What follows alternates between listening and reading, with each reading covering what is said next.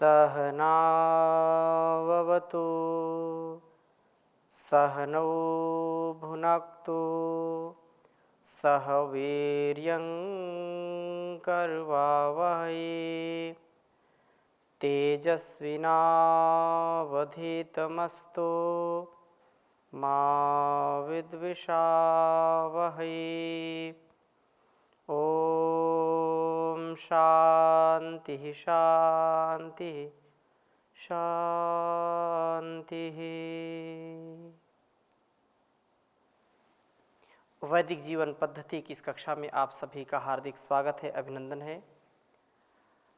परमपिता परमेश्वर की महती कृपा से उसके द्वारा दिए गए तन मन और इस शरीर के प्रत्येक कोशिका, प्रत्येक सेल का जो क्रियाकलाप है, जो उसका सामर्थ्य है, उस सामर्थ्य से, उस शक्ति से हमारे अंदर देवत्व का भाव जागृत हो। हम एक व्यक्ति के रूप में, एक इकाई के रूप में इस समष्टि की सेवा में निरत रहें। सर्वत्र अपने ज्ञान से, अपने विवेक से, अपने समर्पण की भावना से, अपने साधना की भावना से हम सच्चे साधक बनकर के जीवन के उत्थान के लिए आगे बढ़ते रहें। परमपिता परमेश्वर ने वेद का ज्ञान हम सबके लिए दिया है और इस ज्ञान को यदि हम आत्मसात करेंगे, यदि इस उपदेश को हम शिरोधार्य करेंगे, तो निसंदेह इस जगत के लिए भी और इस जीवन के लिए, दोनों के लिए ही अत्यंत कल्याणकारी कार्य होगा। क्योंकि यह शरीर जीता जागता एक बहुत बड़ा परमात्मा के द्वारा बनाया गया यंत्र है और इस यंत्र में अनेक घटक ऐसे हैं जो हमारे अस्तित्व को प्रबल करते हैं, हमारी चेतना को निम्न से उच्च बनाते हैं, उच्चतम बनाते हुए सदा आगे बढ़ाते हैं।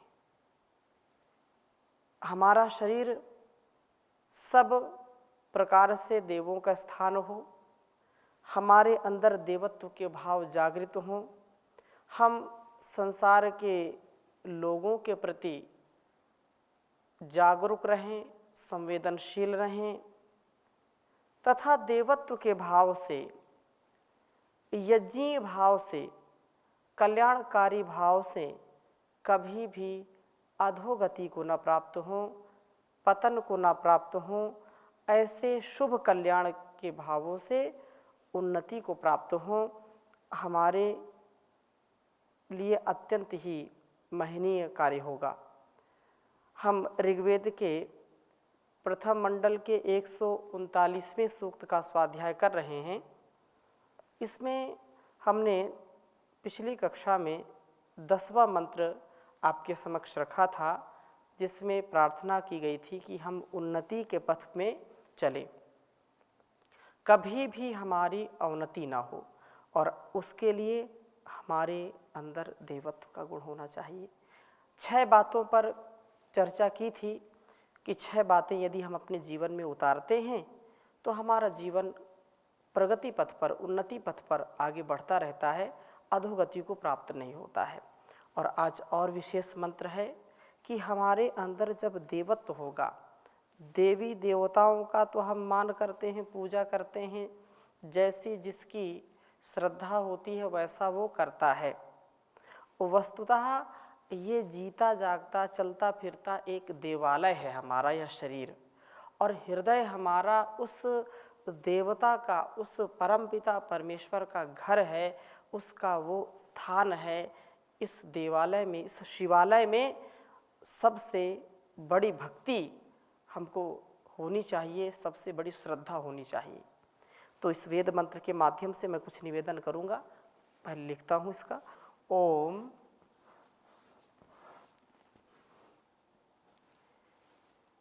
ये देवासो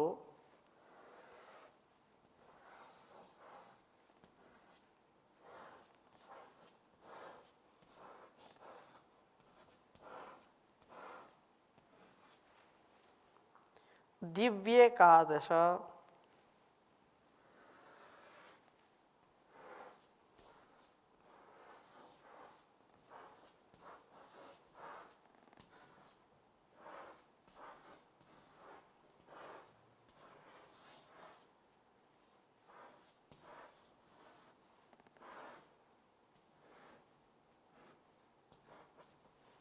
दिव्येकादश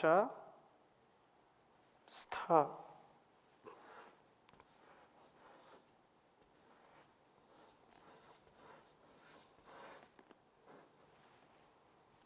पृथिव्यामध्येकादशस्थ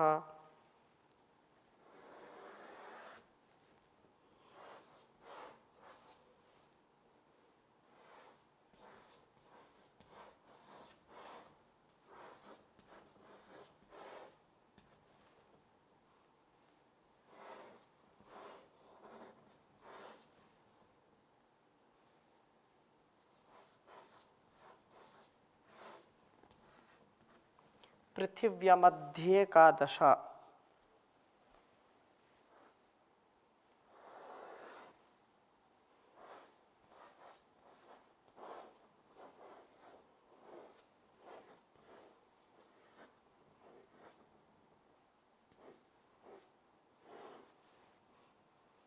स्थ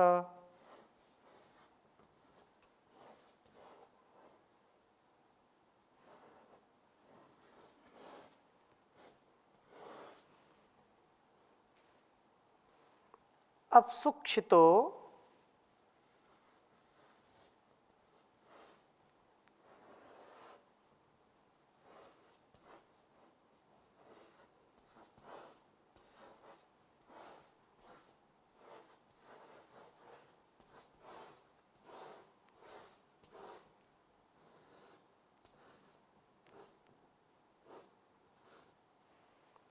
अपसुक्षितो महीनेकादश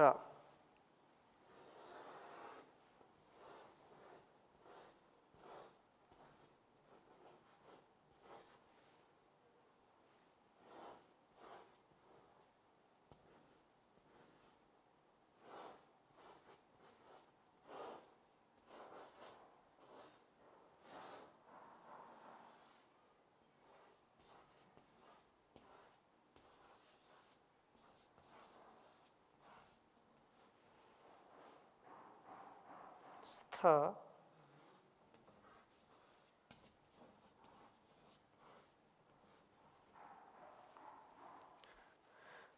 ते देवासो यज्ञमिमं जुषध्वम्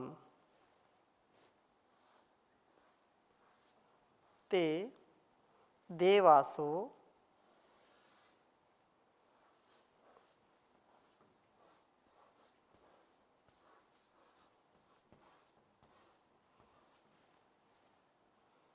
यज्ञमिमं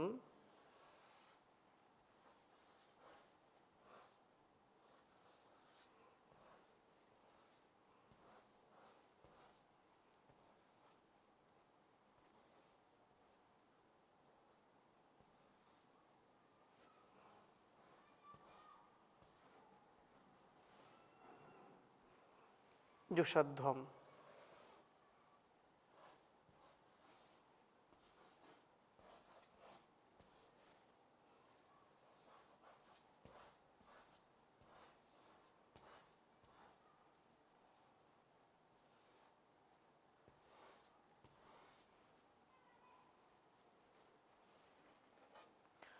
ओम ये देवासो दिव्येकादशस्थ पृथिव्यामध्येकादशस्थ अपसुक्षितो महीनेकादशस्थ ते देवासो यज्ञमिमं जुषध्वम् ओम ये देवासो दिव्येकादशस्थ पृथिव्यामध्येकादशस्थ अपसुक्षितो महीनेकादशस्था ते देवासो यज्ञमिमं जुषध्वम् ओम ये देवासो दिव्येकादशस्था पृथिव्या मध्ये एकादशस्था अपसुक्षितो महीने का दशस्था ते देवासो यज्ञमिमं जुषध्वम्। मंत्र का भावार्थ समझने का प्रयास करते हैं। बहुत ही सुंदर बात कही है कि हम सब देवों के अधिष्ठान होते हैं। अतः ये जो देवासः, देव दिवि द्विलोक में एकादश 11 स्था 11 हों, पृथिव्याम अधि इस पृथ्वी पर एकादश स्था 11 हों, और महीना अपनी महिमा से अपसुक्षिता अंतरिक्ष लोक में रहने वाले एकादश 11 हों। ते वे देवासा 33 देवों आप इमं यज्ञम जुषध्वम, मेरे जीवन यज्ञ का प्रीति पूर्वक सेवन करो। अर्थात सर्वह्यस्मिन् देवता गावो गोष्ठा इवासते, सारे देव इस शरीर जीवन यज्ञ का प्रीतिपूर्वक जो सेवन करें, ये सारे जो देवता इस शरीर में इस प्रकार निवास करते हैं जैसे कि गौवें गौशाला में। इन सब देवताओं की अनुकूलता होने पर ही शरीर के पूर्ण स्वस्थ पर निर्भर है। यह शरीर में यह स्थूल शरीर ही पृथ्वीलोक है। इसका मुख्य देवता अग्नि है, और शरीर में इस अग्नि के ठीक होने पर शरीर स्वस्थ रहता है, स्वस्थ कहलाता है। इसके न रहने पर शरीर ठंडा पड़ जाता है, और हम यह कह देते हैं कि इसका शरीर तो ठंडा हो गया, ठंडा पड़ गया। तो जो अग्नि देवता है, शरीर में अग्नि की यदि कमी होती है तो फिर जीवन बचाना बड़ा कठिन होता है। अर्थात हमारे अंदर का जो तेजस्विता का भाव है, जो ओजस्विता का भाव है, जो उत्साह का भाव है, जो जिंदा दिली का भाव है, यदि वो नहीं रहेगा तो जीवन हम नहीं जी सकते हैं। शरीर का एक अपना सामर्थ्य होता है। इस सामर्थ्य के अनुसार ही व्यक्ति फिर अपने कार्यों को गति देता है। शक्तिहीन व्यक्ति शक्ति क्षीण होने पर कभी भी कोई बड़ा कार्य नहीं कर पाता है। तो हमारे शरीर में ऐसे तो 13 प्रकार की अग्नियां बताई गई हैं। इन 13 प्रकार की अग्नियों में यदि संतुलन नहीं रहा तो शरीर का स्वास्थ्य बिगड़ता चला जाता है। शरीर के स्वस्थ न रहने पर मन भी हमारा स्वस्थ नहीं रह सकता है, और तन मन जब दोनों स्वस्थ नहीं रहेंगे तो हमारा जो उद्देश्य था इस जीवन को पाकर के, इस संसार में आकर के जो महत् कार्य करना था, उस कार्य की सिद्धि हम नहीं कर पाते हैं। यथा पिंडे तथा ब्रह्मांडे, यथा ब्रह्मांडे तथा पिंडे, जैसा इस शरीर में घटित हो रहा वैसा इस ब्रह्मांड में भी घटित हो रहा, ऐसी परमात्मा की व्यवस्था है। और जैसा इस ब्रह्मांड में घटित हो रहा है, जैसी व्यवस्था इस ब्रह्मांड में ईश्वर ने की है, वैसी ही व्यवस्था इस पिंड में की हुई है, इस शरीर में की हुई है। इसलिए इसको हम स्थूल रूप में भी, इसको हम सूक्ष्म रूप में भी सदा सर्वदा समझने का प्रयास करते हुए, समझ करके जीवन को जीने का हौसला हमारे अंदर होना चाहिए। मन यदि शक्तिशाली है, इसमें कोई संदेह नहीं है, क्योंकि मन की बड़ी गति है और मन बहुत उत्साह से आगे हमको ले जाने वाला होता है। परंतु बात यहाँ पर जो कही है 33 देवता की, 33 अंतरिक्ष में, 33 देवलोक में, 33 पृथ्वीलोक में, वो हमारे इस शरीर में वो घटित होता है। इस प्रकार से यदि हम इसको समझने का प्रयास करते हैं तो 33 देवता हमारे शरीर के अंदर कार्य करते हैं। और इसमें भी ऐसे समझ सकते हैं, जो हमारी 5 ज्ञानेंद्रियां हैं, 5 कर्मेंद्रियां हैं, 5 महाभूत हैं, तथा जो मुख्य प्राण, उपप्राण हैं आदि 8 वसु हैं, जो ये सारे ब्रह्मांड को जैसे चला रहे हैं और वैसे इस शरीर को भी चला रहे हैं। इनके बिना हमारा निर्वहन नहीं हो सकता है। यह शरीर जो बहुत ही दिव्य मिला है ईश्वर की ओर से, यह ठीक ठीक नहीं चल सकता है। इसलिए कहा यहाँ पर कि मुख्य जो देवता अग्नि है, शरीर में अग्नि के ठीक न होने पर शरीर स्वस्थ नहीं कहलाता है। अग्नि यदि ठीक है तो ठीक स्वस्थ शरीर होगा। अग्नि के ठीक होने पर शरीर स्वस्थ है और अग्नि के ठीक न होने पर शरीर भी स्वस्थ नहीं रहता। इसके न रहने पर शरीर बिल्कुल शीत हो जाता है, ठंडा हो जाता है, शीतलता से युक्त हो जाता है, अर्थात व्यक्ति बिल्कुल मृत्यु को प्राप्त हो जाता है और व्यक्ति बोलते हैं शरीर ठंडा पड़ गया। शरीर में हृदय अंतरिक्ष लोक है और इसका मुख्य देवता वायु है। जैसा यहाँ पर वेद मंत्र में कहा है, ये देवासो दिव्य का दशस्था पृथिव्या मध्य एकादशस्था अपसुक्षितो महीने का दशस्था ते देवासो यज्ञमिमं जुषध्वम। इस वेद मंत्र को हम और बहुत ही ध्यान से देखने का प्रयास करें तो ये जो बात कही है कि 11 देवता जो द्युलोक में स्थित हों और पृथ्वीलोक में 11 देवता उपस्थित हों, इसी प्रकार से अंतरिक्ष लोक में भी 11 उपस्थित हों, तो 11, 11, 22 और 11, 33 देवता कहे गए हैं। इसी को लोग बोल देते हैं 33 कोटि, 33 करोड़ बोल देते हैं। कोटि का 2 अर्थ होता है, एक कोटि माने प्रकार, उसके जो है विभाग या भिन्नता, भिन्न भिन्न होते हैं। 33 कोटि मतलब कई कोटियां हैं, कई प्रकार हैं उसके काइंड। इसको लोगों ने कोटि को करोड़ों में बोल दिया। एक कोटि करोड़ के लिए बोला जाता है, एक कोटि प्रकार के लिए, उसके अलग अलग विभाग के लिए बोला जाता है कोटि। तो 33 कोटि का मतलब 33 करोड़ नहीं, 33 प्रकार से है।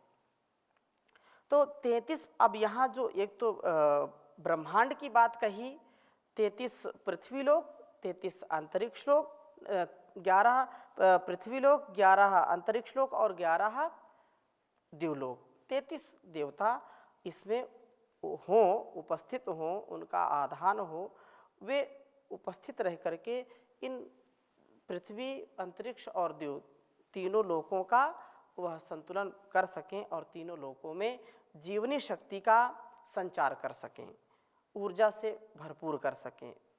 और इसी प्रकार से हम अपने इसको शरीर में घटाएं। तो कहा कि शरीर में जो अग्नि, यहाँ पर जो बात कही है कि जो यह शरीर है, शरीर स्थूल शरीर ही पृथ्वीलोक है और इसका मुख्य देवता अग्नि है। यहाँ शरीर में हम इसको पृथ्वी का जो भाग कहें तो इसका मुख्य देवता अग्नि है और अग्नि न होने पर शरीर ठंडा पड़ जाता है।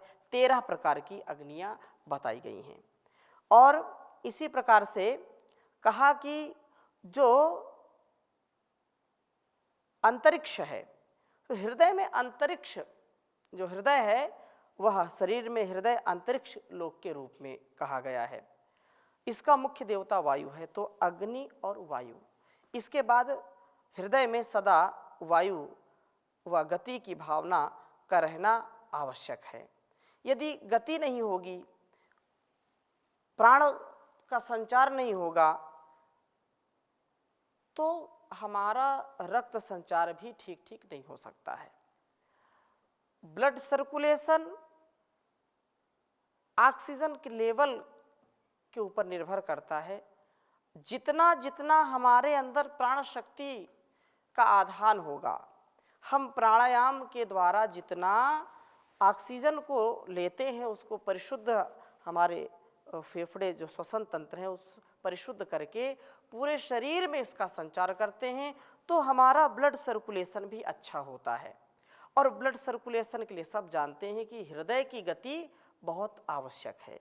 यदि हृदय की गति हमारी ठीक नहीं होगी, हृदय हमारा ठीक कार्य नहीं करेगा, तो रक्त संचार भी ठीक नहीं चल सकता है। इस प्रकार से हम प्राणायाम सुबह शाम जरूर करें।